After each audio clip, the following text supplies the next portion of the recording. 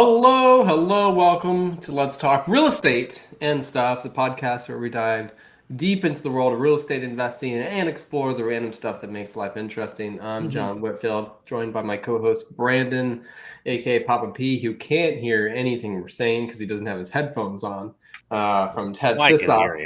you. And Carlos Samar from InvestorFuse and Carrot. Today, we are going to continue talking about setting up automation inside of InvestorFuse, specifically focused on automation that we can use for motivated leads from like PPL, PPC. Though I think today what we're going to focus on could kind of reach out into any lead type, really. We've done 2 sessions. The first one, we talked about autoresponders for when a lead came in from like a PPL vendor.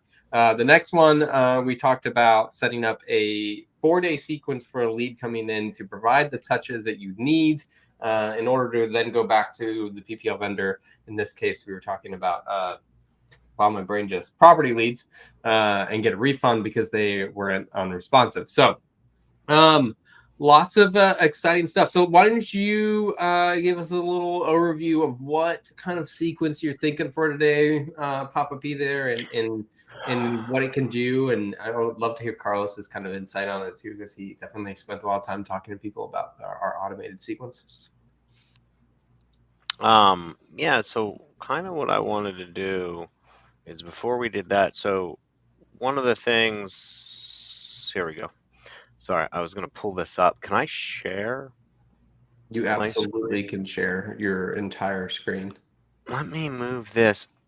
So I thought it was important before we moved on.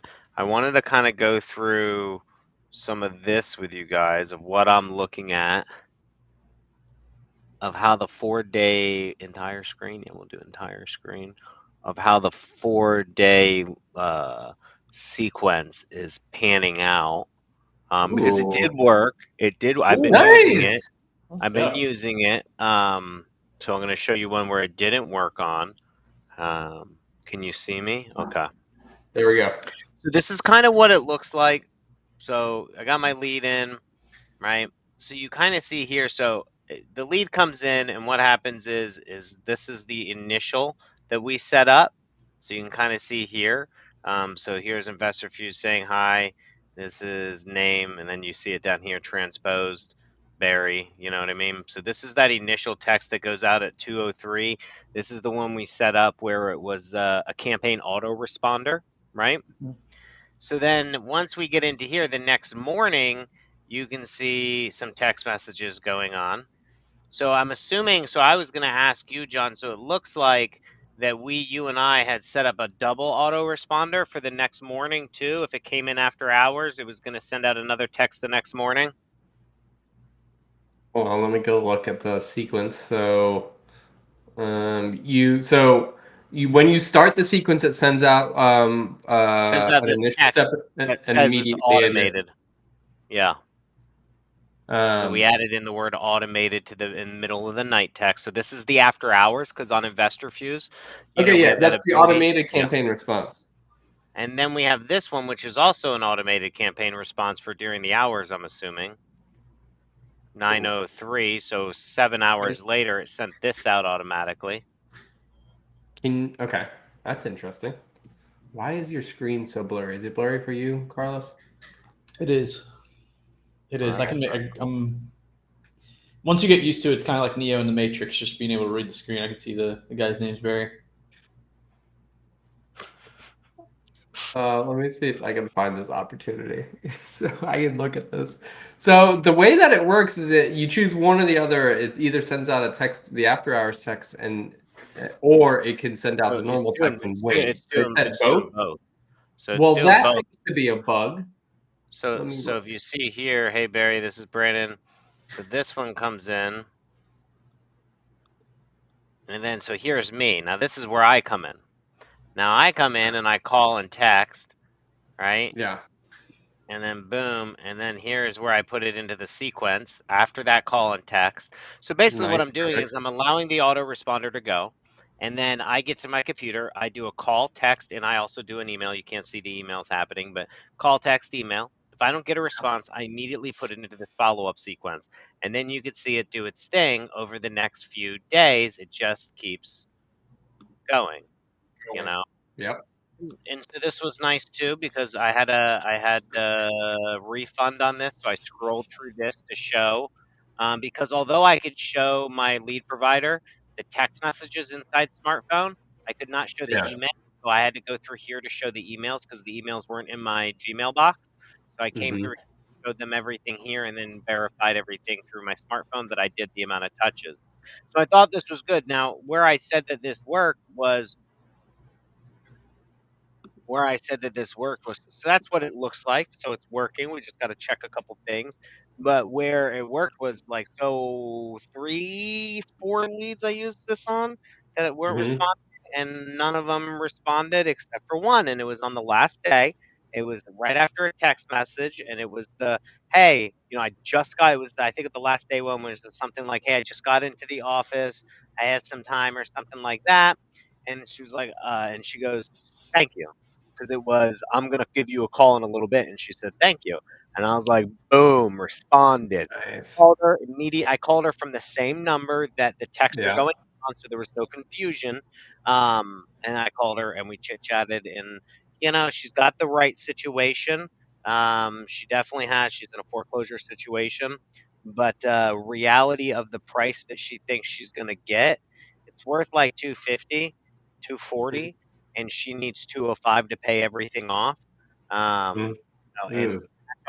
my cash offer is more like 160, 170. So I was shooting novation on her, Yeah. and she really wants more than 205 to pay things off, and she needs it done obviously in 30 days or less. And I Can gave you her even do innovation in that kind of period of no. time? So I gave her the pitch. I was like, we could do things fast, we could do things convenient, or we can give you the price that you want. I was like, you got to pick which ones that you want here, and I can give you your price, but I'm gonna need some time here, and so I got to follow up with her. But a lot of times this happened before where I had one. By the time they decided, it was just too late. Like it just innovation takes time. I need you to hurry the f up. So anyway, so I've been using them. They're doing good. I'm not opposed to this double automated campaign responder. I just wanted to point it out to you and see what was going on. Love that. Yeah, I will. I'll take a look. I was gonna say it's interesting. Like you see, like emails, like we're all signed up for different emails and webinars and things like that. It's interesting how apparently a lot of the urgency, like this is the last thing I'm going to send you, those get a high response rate. Yeah, I mean, she obviously was getting them, right? Right. And it's nice. Interesting too. Yeah.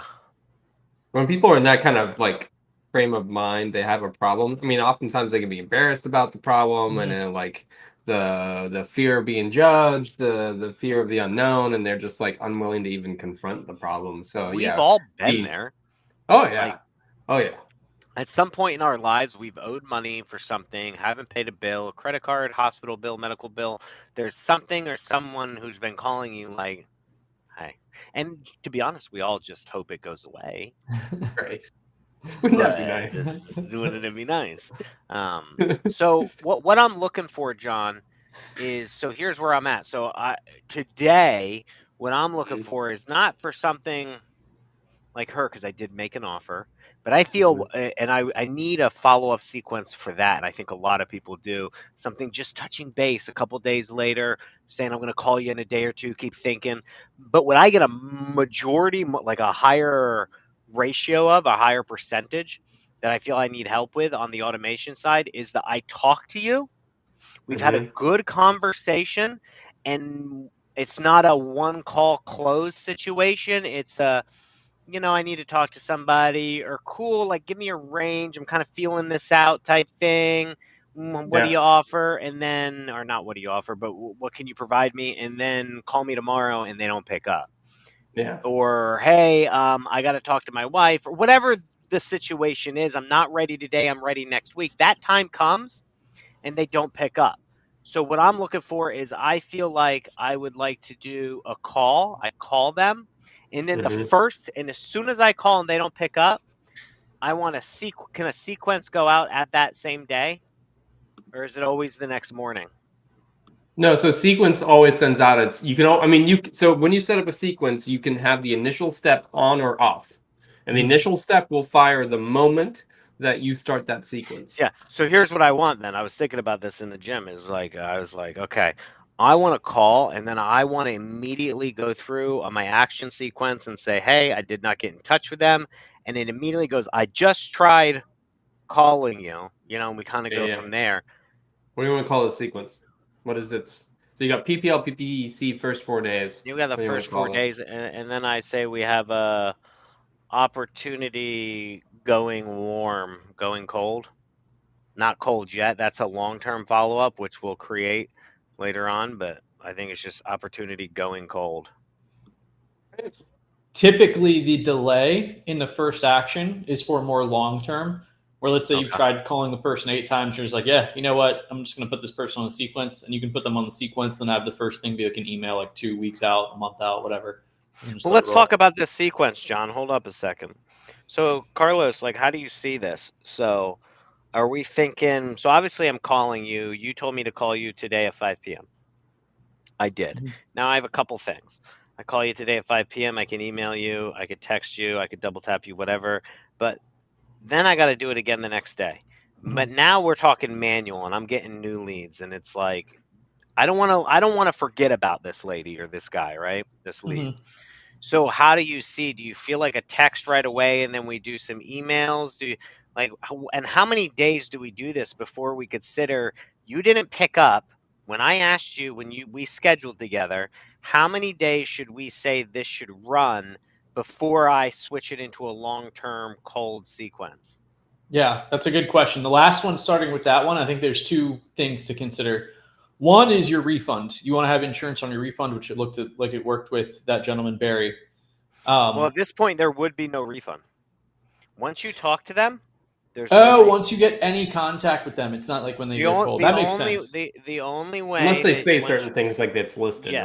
right? Right. Okay. It's listed. It's a mobile home in a park. I didn't fill out the form. I'm a wholesaler type stuff. Yeah. But again, this wouldn't be the situation we're talking about because now I've had a process call. So I pretty much went through my whole sales script process and kind of stopped wherever I felt like I'm not going to get to that offer today. There's a roadblock here. We have to sort out. Time's not right, something. So I'm putting it on ice for now and then giving them some type of action that they have to go do for our next call, whether it's talk to your wife, let's schedule a call with your attorney or whatever it is, right? Clean out the house, something, and then we'll talk. Yeah. It's a good question. The things that are coming up in mind are always prioritizing leads as soon as they come in, of course, but like how much time do you want to prioritize or do you have on manual follow-up with leads that you've already spoken to? I don't want to do any. I want to call you and then you don't pick up from me. I want to put it off onto InvestorFuse's automation follow-up sequence. You don't want to ever call again, or you want to call I do. a lot less frequency? No, what I want to do is I don't want to be responsible for the automated text and emails. I want you to create me a task that says, Brandon, don't forget to call today. And I will call knowing that I don't need to worry about, again, the minutia where in the morning it's like, hey, I just got into the office. We weren't able to connect last night. I got some time today. What's your schedule like? Something like that. I'm more on the side of aggressive. I see people with different tendencies here or preferences. Like, I have no problem, especially another beautiful thing about inbound leads. If they requested to talk to me and get an offer for me to buy their house and spend my time, money, energy, team, marketing dollars, I do not mind hitting that multiple times a day for weeks. Not even worrying about them until they respond to the sequence. Another thing I'm thinking of now is giving them an out to limit my follow-up, pretty much saying like, hey, I haven't heard back. If anything's changed, please let me know and I'll adjust my follow-up so I know you might be hearing from other people, you're busy, whatever. Not that exact word, but that's essentially the message I want to convey. I'm with you. So let's do should we say, how about if we do a taper where it's like the initial text goes out, and then the next day we do a text email in the morning with a call, right? Mm-hmm. And then maybe another text at night. That's day 2. Then day 3, same sequence again. Text, email, text with a call task in between. And then day 3, right? So we did the first day, initial text, second day, third day are the same sequence.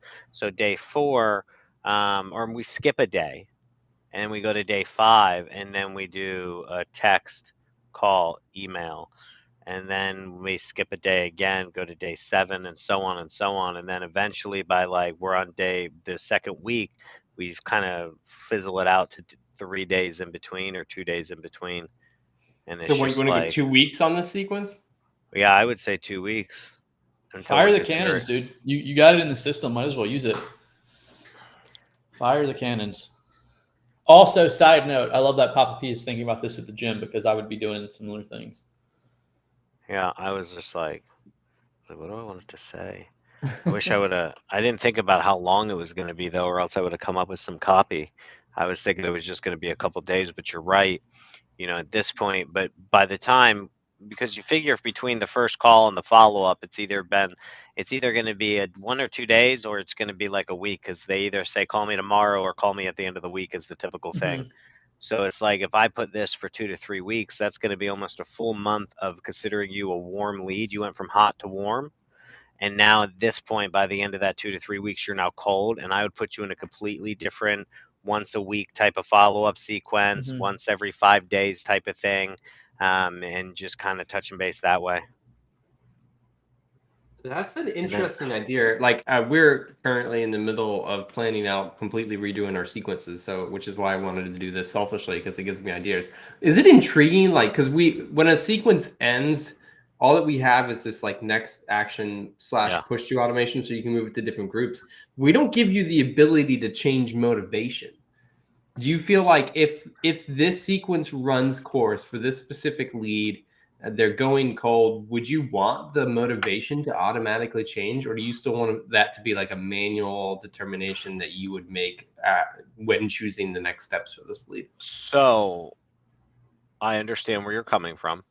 I do not necessarily agree with your motivation tab inside your software, but I respect that You people can add as do. many motivations on there Yeah. as you want. So for me, it's about like blitzkrieg. I don't give a shit whether you're, you know what I mean? Like if you haven't been told me no, you're all ranked together. I may be using the terms, John, warm and Yeah. cold, but that's for this purpose.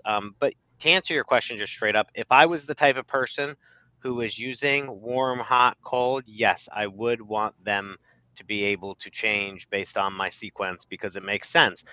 The first couple days, you're just a warm lead. And then I get in touch with you, you're now a hot lead because we're talking. You're an opportunity, you're saying yes to me. Yeah. Okay. So I've always thought about this idea of like almost two motivations. The first being like, this is my determination of the seller's situation. Like, this is like how urgent it is to them. And that's like what we currently have. But then the other one would be like an evaluation of how responsive that person is. And are they like eagerly responding or not responding? Like, and being able to determine that and see that on just like an opportunity level. Yeah, I mean, I guess you would have to have a blended rate there. I mean, now we're getting complicated. I agree with you. There's the attitude, right? And that's so it's ability and motivation. I have my 3 things, right? Ability, motivation, and pain are my 3, and then the fourth one, the pillar, which I say is the least important, is always price. But we're talking ability and motivation. So their situation would be their ability to sell, right? Like what's going on, do they have the ability, what's the situation, and then their motivation is like how motivated are they to actually go forward with this. So Ability, like, situation, motivation, price. pain, ability, like are they able to sell, motivation, and then pain. And I misspoke, I'm sorry, it was pain and motivation are the 2 that we're talking about.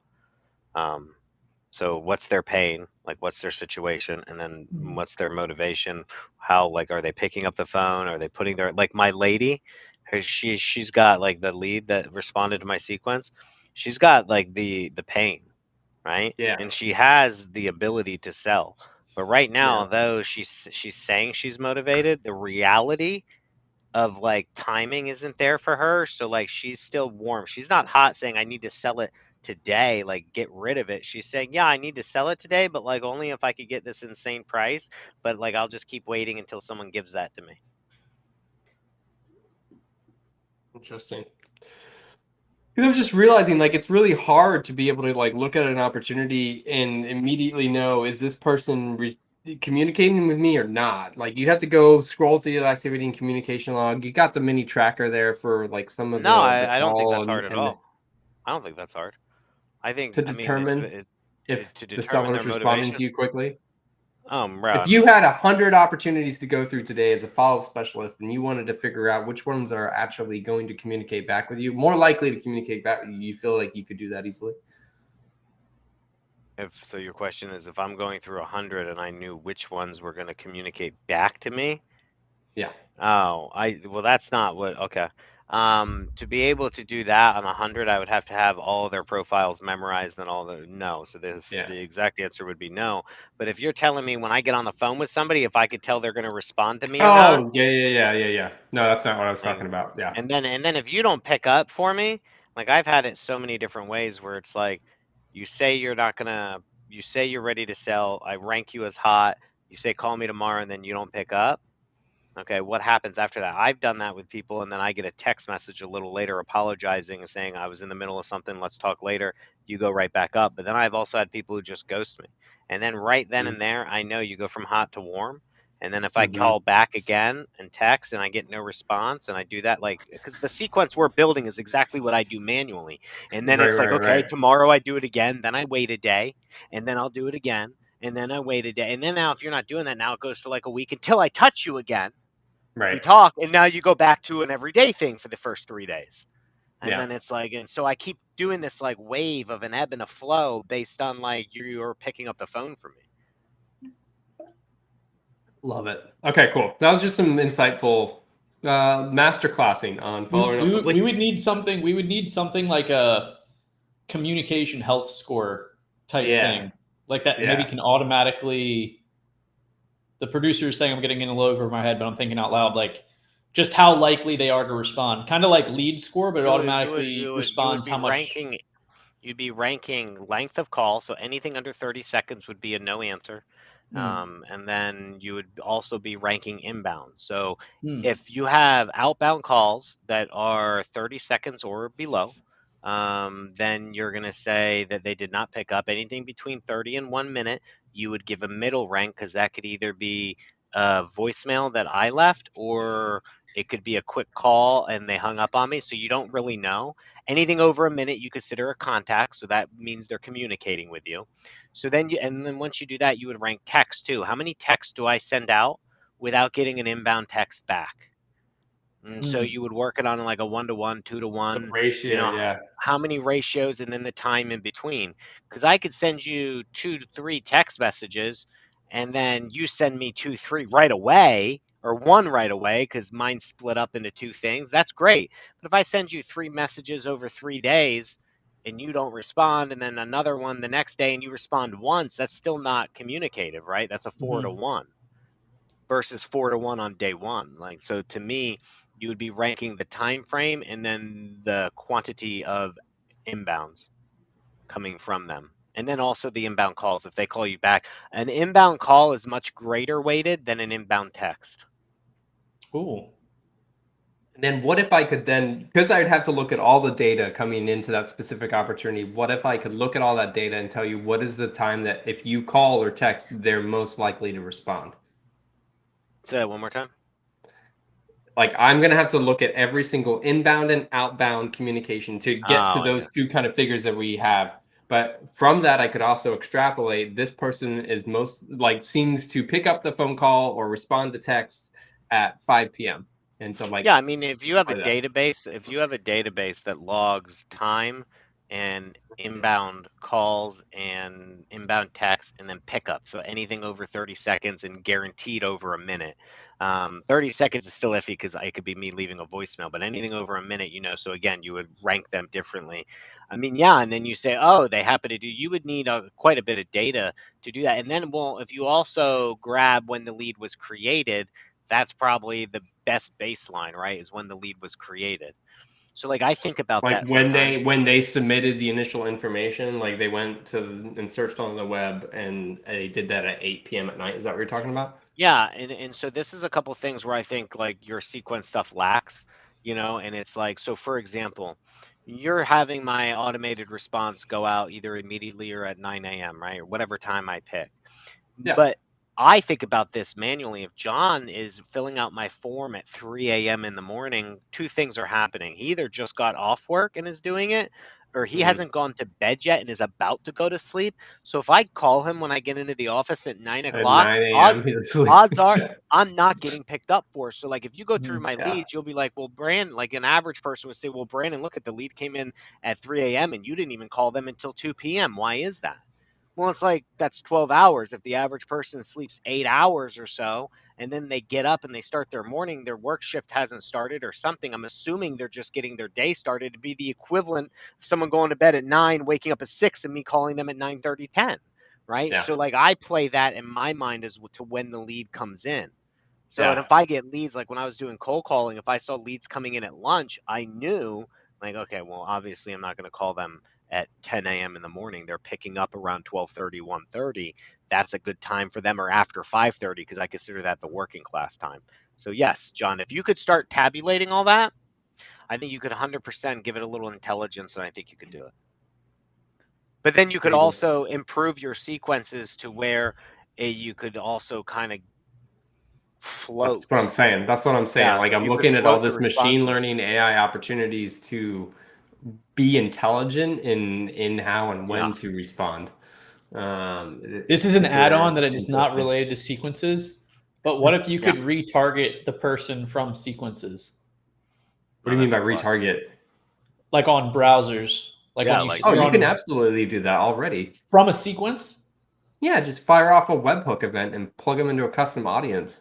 Oh my god, I feel like that's like next level. Why are we not doing that inside of here, bro? Yeah, that's like next level. We I can feel like that totally should do happen. that. That should happen on like day one, like that you start the sequence. You shoot Yeah, something. I've that just wanted to starts bring retargeting. like automatic custom That'd be audience up in here, insane. but you could totally do it via webhooks. But yeah, I mean, you just need their phone number and email address, and then you'll plug them into an audience, and you can retarget that audience. You just set it to a You're parameter. gonna send it to a G sheet first, then from a G sheet through Zapier into Facebook, or are you sending it directly from the CRM into Facebook? Because you would have to send it into a G sheet, and then the G sheet's updating that same custom audience every time, right? Consistent or No. perpetually. You're not No, creating you can do it straight. You can do it straight through Zapier from IF3 straight into a custom directly audience. and build that custom audience out. Not Yeah, creating. but so you'd have to go into Facebook ads. You'd have to create the custom audience, and you call it whatever you want. Maybe you just retargeting everybody. You could get super specific. You could say like, I want a custom audience for a brand new lead. I want a custom audience for going cold, and I want them like they are cold. And then yeah, you can just as like through Zapier, remove from this audience, add to this audience, remove from this audience, add to this audience. All totally possible. So basically, the title of this episode is going to be planning warm follow-up takeover. Retargeting would be massive. Yeah, I mean, that's definitely something we should look into. I mean, so you would add that into this. I mean, that's something that you would want going in. You would still need copy for that ad, though, right? Like you're saying retargeting, but there still has to be an ad that's catering to that. So like, you know, we could do that. I mean, you've done some really good video ads, and I mean, it's the same kind of concept like that.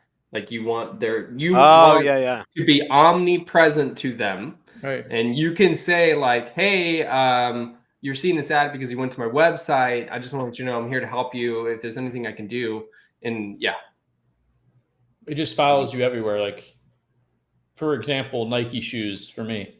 I'll go to weather, I'll check weather.com and they'll be trying to sell me the shoes there. Facebook, they'll be trying to sell me the shoes there. And then via workflow or no external sending, which what I'm starting to realize is these really need to be different. They just need to be called automations. But via external sending here, why don't I not see the plot? There it is. Plus, right? So I can from this say automatically whenever I do follow up a seller or like seller appointment, recurred verbal offer, send contract, I can then remove them from the audience so they no longer receive my ads via, again, webhook into Zapier. Can you double up on that? What the heck do you mean by double up on that? Ready?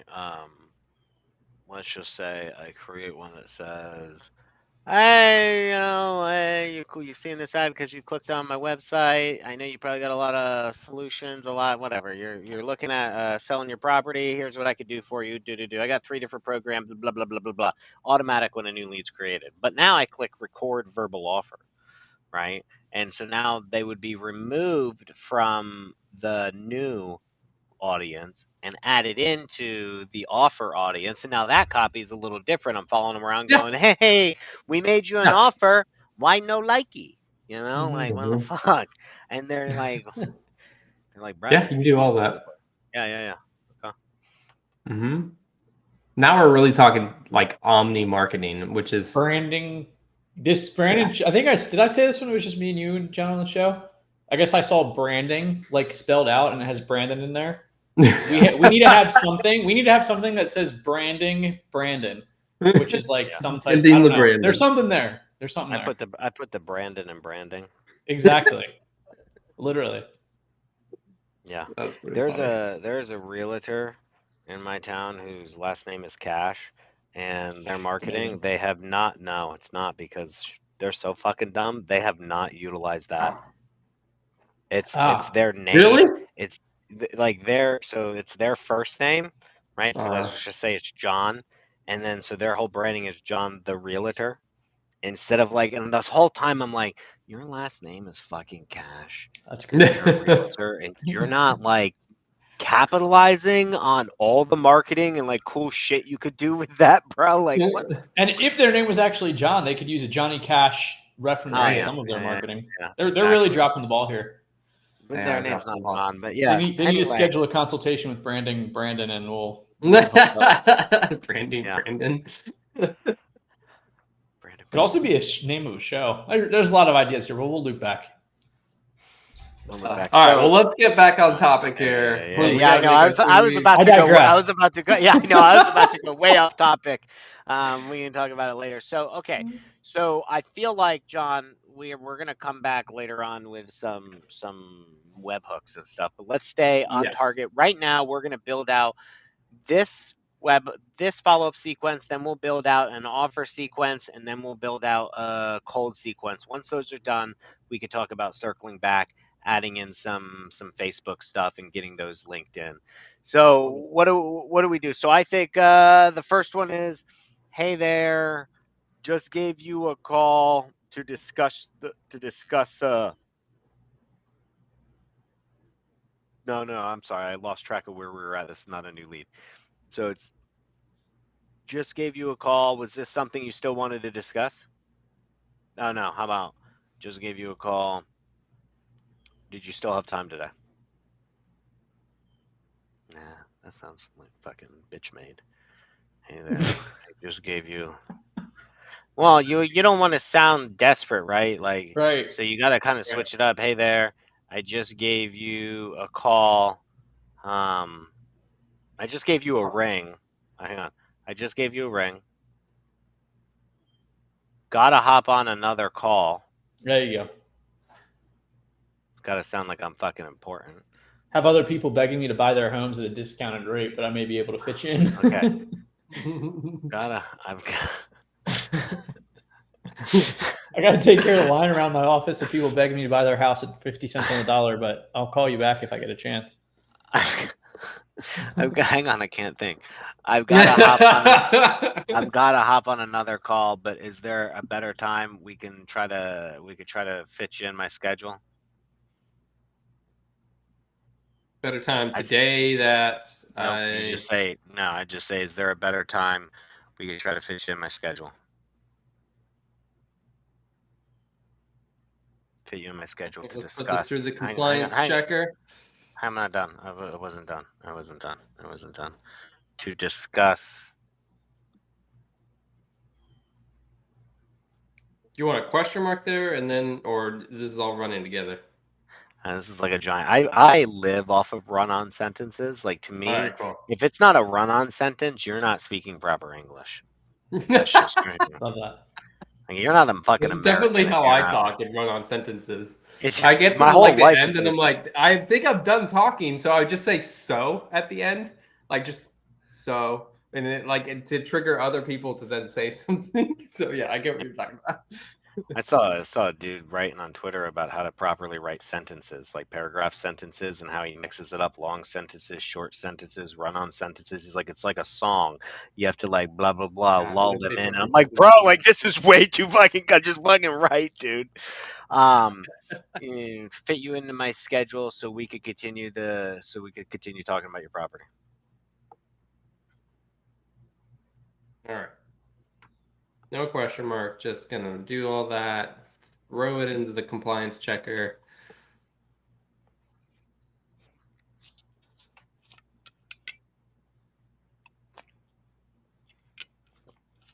Yeah, you're good.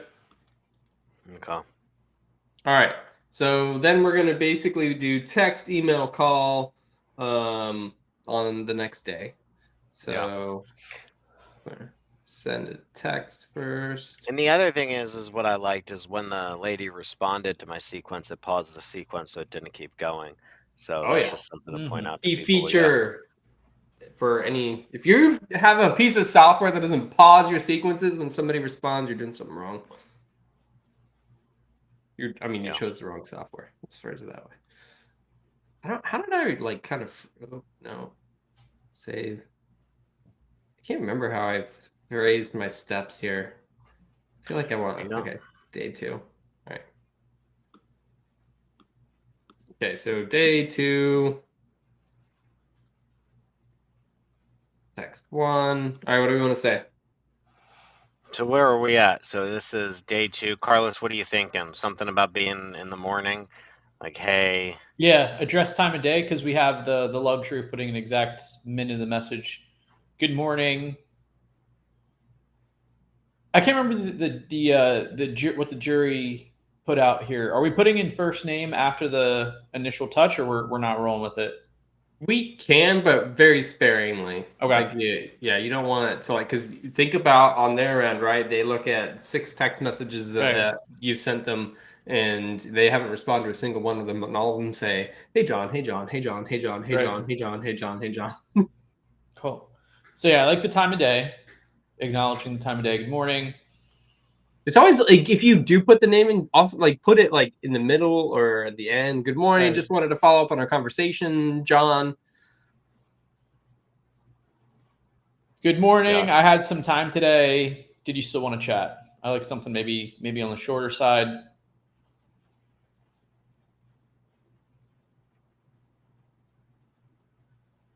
Yeah, I like that. But middle towards the end is where that's something I personally like to do, is like giving them an out. And part of it is just like, dude, help me get back some of my follow-up time. Like, well, if you're not interested, like, let me know so I can take you off my either drips or manual outreach.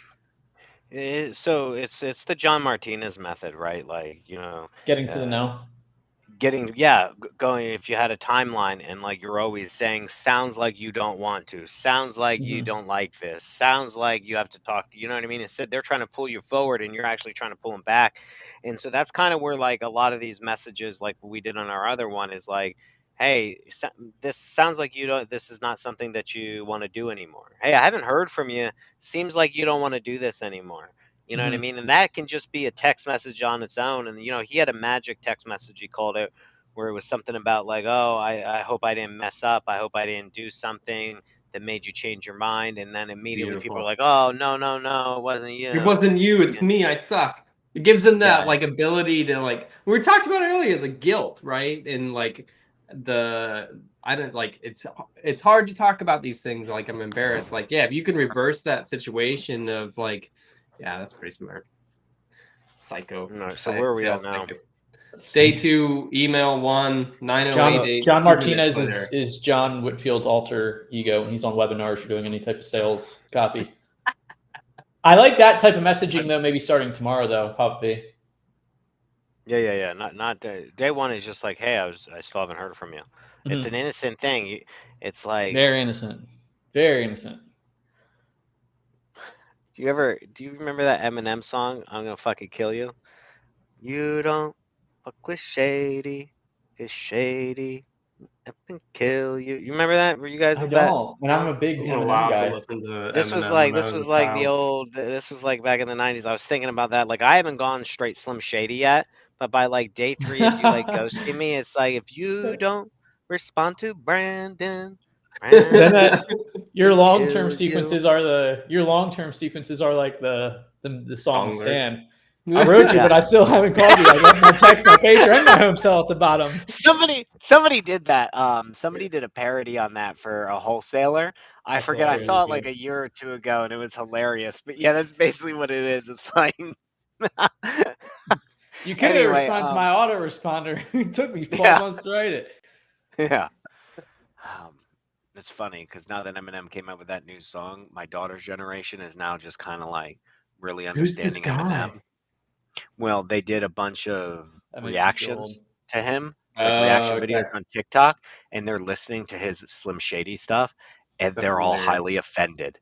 Like they're just like they're shaking their head, they're covering their Talking like, about oh him my beating god, up his like wife. this is yeah, like I'll fucking kill you, put you in your trunk, like and like and I was telling my wife, I was showing her, and I was like, I remember like rapping this on the school bus, thinking how cool this was, and like these kids are all too sensitive. Offended. That's So pretty day funny. 2, I feel like this email goes out right after my text.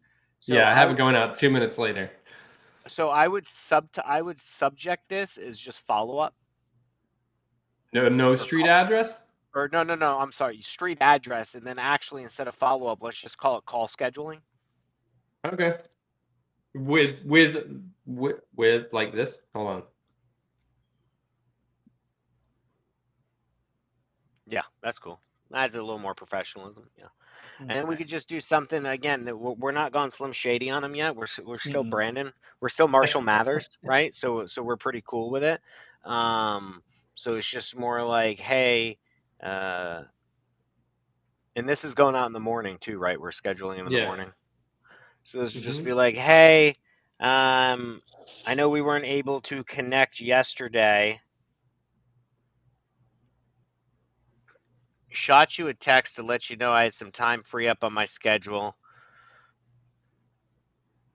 Let me know if it's convenient for you. We can hop on a call later.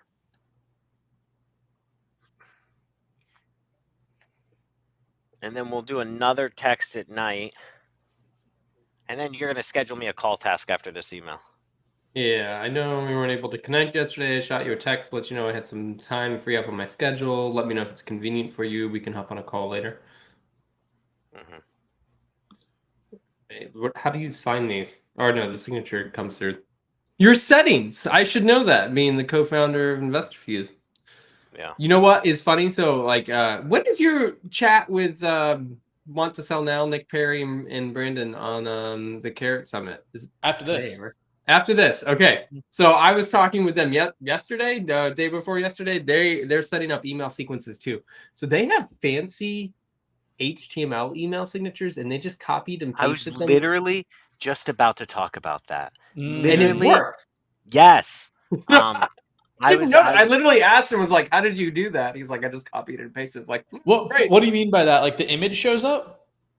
Yeah, So no, like, let me see if I can find the screenshot of what he said or what he's got. On my other screen here, I pulled up the Stan lyrics from Eminem just in case we need any inspiration for writing these. Hang on, I can tell you the name of the company. I was trying to find it. What's the name of it? Yeah, here, I gotta reshare my screen. Like Dear Stan, I meant to write you sooner, but I've just been busy. Stop sharing, share screen. Here, this is his email signature coming through. And he just took that from what he has in Gmail and just pasted it into my settings inside of IF3, and it's working perfectly fine.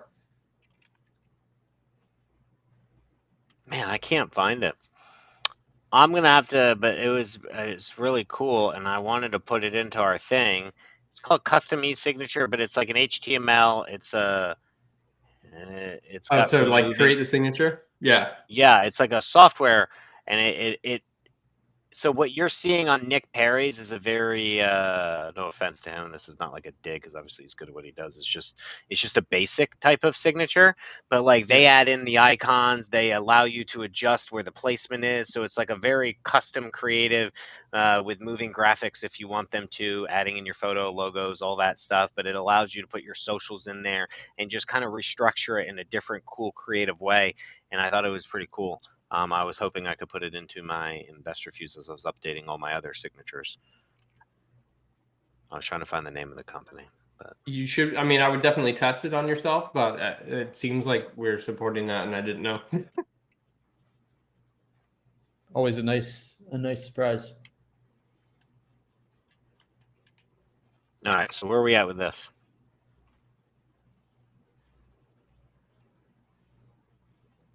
All right.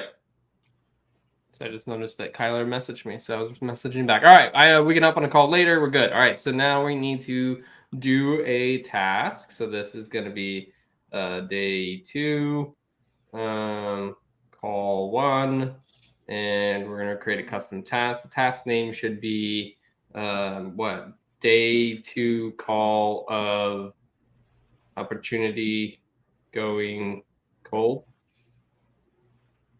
Assign that to the opportunity owner. Sounds good. And then we just need this. All right. So now we're going to send a text that night. And this is our only night text from what I briefly wrote down from when we were going through this. Day 3 text 2. I'm sorry, not day 3. Day 2 text 2. All right. What text is this going to be at nighttime? And when do you want it? So like, well, I was just thinking, I'd say it's kind of like I'm heading out of the office type thing. Hey, heading out of the office for today. Something like that.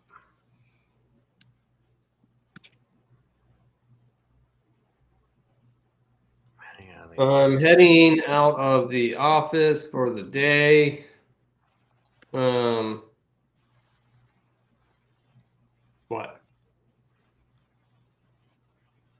Hey, I'm headed to my kid's soccer game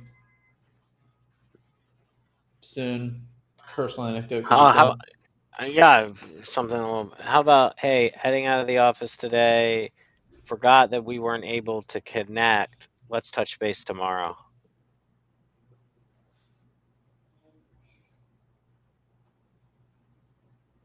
I mean, you can add the word your property in, like, hey, forgot we weren't able to connect about your property. Forgot we never connected about your property. Let's touch base tomorrow. And then it could be like GN for good night.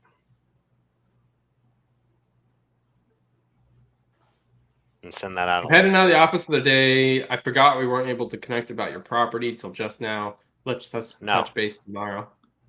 Yeah, good night. Take out the till just now. But the I forget doesn't make sense. What are you forgetting? Forgot that we never connected. Carlos? I like that. You're kind of like making it more casual, like less pressure. Yeah, just like, oh shit, like I totally forgot we never talked today. Mm-hmm. Like shit, let's touch base tomorrow. And they're like, oh, maybe do I need to talk to this guy? Yeah, I'm trying to play it cool, bro. Mm-hmm. All right, fine. All right. Next. Please answer my text. Did you just capitalize GN, lowercase GN? This lingo that you guys use nowadays. Exclamation mark after the GN. XOXO. Sure. That's right, bro. All right, there you go. Yeah, that's good. Day 3, text 1. All right, we're gonna have to cut this short and finish some of the stuff offline. But let's start getting into some language so that we can give our audience an idea of where the sequence goes, and maybe we can review it on the next one. Day 2. Is this where we want to start using some of the John Hang on. Let's put a pause on it. We'll go into Pulse of the Week and come back to it next week because I feel like we're definitely, I like this. We spent the beginning part of this episode planning it out and talking about timeframes and options and how the sequences work, and we can come back and finish it. I mean, because this is going to be a longer one. We got to come up with the copy that's going to be, you know, we're just at day 2, so we're Marshall Mathers right now, sticking with this analogy. Day 3 is going to be a little Slim Shady, like, hey, I'm assuming you changed your mind. You didn't want to, you know, you didn't want to talk about it, and then we're gonna wait 2 days or 3 days and be like, hey, what's going on? You sounded like you really wanted to sell. I haven't heard back from you. Did I do something? And then, you know, now we're getting like more like fucking like we're an Indian dude in some hot chick's DMs, just like really like just putting a full court press on it and like just being really inappropriate. And there you go. All right, sounds good. Cool. We'll bring one of them. We'll bring one of them on maybe for some follow-up knowledge. So, Pulse of the Week, I sent Carlos this thing, and I don't think you fully understood what I meant. What's his name? Andrew The wholesaler guy. Campen? I just didn't know who that guy was. So he's a very popular TikToker who knocks on people's doors, and this is it. For years, I followed him. He goes to awesome houses, and he just is like, "Hey, will you give me a tour?" Girls, young generation, they all recognize him. Gotcha. And they immediately invite him in, like, you know who I am? And everyone's like, yeah, I do. Come on in. Like, it's not like it's for the older generation. Like, some of them are like, who the fuck are you? That's like me. And he's built huge. I think Instagram, he only has like 300 or 400,000 following, but like on TikTok, he's very huge follower. Is he the one that did that thing in Texas where the guy has like a go-kart thing in the back? I saw some guy just walked up and knocked on the door, and then that's his stick, right? That's his shtick, and he goes in and he does that. So he made a post the other day, like a non-content post, just in general, about how he goes by these ugly homes all the time, and he has a bunch of friends in real estate. And what he's going to do is, and he's got money, so he's not doing this because, like, obviously he monetizes his TikTok and YouTube stuff. Sure. And he's like, I'm going to go make cash offers to buy them. And if I don't want them, I have a lot of friends in real estate who do want them. So it's like, follow me along. So he's knocking on ugly doors now, offering cash offers. So he uses the same shtick, but instead of doing nice houses, he's not saying they're motivated. There's no motivation level. At least that's the way it looks. It's just knock on an ugly door. Hi, I do this, blah, blah, blah. Will you give me a tour of your property? They say yes. He's going to make a cash offer right there on the spot, film the whole fucking thing. I sent it to Carlos as in, like, even like it's become so mainstream that even like famous YouTube TikTokers who do very well in their own right, at least my perspective from the outside looking in, now are getting into wholesaling. It's like, bro, like, you don't want to do this. People don't go from success somewhere else and say, let me come buy ugly houses. Like, this is a stepping stone too. That's why you see people wholesaling and then build their TikTok and YouTube to like monetize that and get the fuck out of this. That's interesting. What's coming up in thought for me, that makes me think, I don't know how much you listen to Brad Lee, and I haven't heard him in a while, but he's interviewed a ton of wholesalers in the space. And he's somebody that like hasn't done real estate and is like, it's kind of cool because he has no wholesaling experience or real estate experience and is asking, like, you know, people that we all know in wholesaling. Carlos Reyes, all different people like that. So he's even he was somebody like a year ago that's like trying to get into wholesaling. I don't know how much he has or hasn't done, but it's interesting. I mean, he's worth millions and millions, and he's very successful. I was listening to one of his podcasts where he's talking to a dude who sells companies. They were talking about the valuation of his company is very worth quite a bit. But I just thought that was interesting.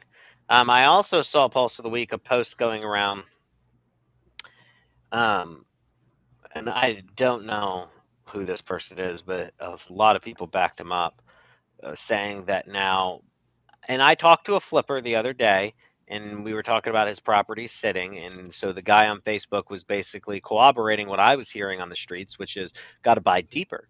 And so this wholesale guru in the Facebook groups is basically telling his audience, like, hey, you got to buy deep. He's like, hey, you know, a lot of you wholesalers mess up and you're sending out deals that are at like, you know, 80% ARV or whatever, and without repairs taken up, blah, blah, blah, blah, blah. You guys need to be offering 60 to 65% minus repairs, minus your fee. That's where we're at in today's market. Buyers want to buy deep. and then saying, you're basically, I get these emails from wholesalers basically hoping to find the next stupider person than them who is willing to buy, who is willing to pay this price because they don't know what, essentially, I'm Yeah. ad-libbing, don't know what they don't know. Right. And he's like, but if you buy them right at these prices, you'll be able to sell them to the real investors. And he's like, I've been talking to more and more of my investors, and they're all saying they need to buy better, they need to buy deep, which is why the best investors always stick to their formula, regardless. But a lot of wholesalers put things under contract, banking on the mom and pop onesie twosie or the one who's stupid to pay that, Right. and that's what he's saying. And then the argument ensued. Mm. No, how are you getting those? I'm offering, I can't even get them under at 75 cents on the dollar, 80 cents. And I agree with both sides. I agree with both Yeah. sides. There's definitely something to be said about both sides. That's why innovation maybe is a thing to consider. But yeah, no, it's interesting. I definitely think we're keep going deeper into a market where people need to be getting them more discounted. Your buyers are not going to want to buy anything. The good buyers, the buyers that are going to hang around through when the market keeps getting tougher, are not going to want to do it at the prices that a lot of people are going for. Yeah. They need I mean, bigger margins. So they need the room to say the market's declining, things are sitting for longer. I've got holding costs, keeping them properties out, so all that. I discussed this a while ago. What a lot of people saw as prices, what they didn't realize was they were able to offer 5 to 10% more on a property as a wholesaler because the flipper stopped having to calculate in 5 to 6% closing cost assistance or 3 to 5% closing cost assistance. So before, as flippers, we just always assumed we were going to pay 3%, 4%, whatever it was of closing cost assistance, right, and pay for things for buyers because that was the market from 2010 to 2018-ish. That was the market. It was automatically assumed. You calculated that into your offer price. But then in COVID, that went away. So now you had this cushion that you no longer needed. So what happened to it? It got eaten away by wholesalers charging more for their properties and Yes. offering the seller more for their properties, and the flipper had to Yeah. give that up. But that's back now. So like now Mhm. you have people offering on properties and offering on properties below list and then still asking for closing cost assistance or rate Mhm. buy down. Interesting. Well, we'll keep a pulse on that. In other news, Carrot Summit was this week. Two exciting things happened.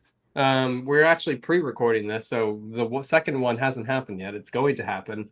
If you're watching this, you missed it. Go sign up. I'll put the little link here. If you even after the summit finishes, if you go to that link, which when you watch this, the summit will be finished, you can indeed get the recordings there. I'm messing with this sign thing in American. Anyways, we announced Carrot CRM yesterday. I joined Trevor for the keynote of the Carrot Summit, and we announced a free plan, which is basically InvestorFuse inside Carrot.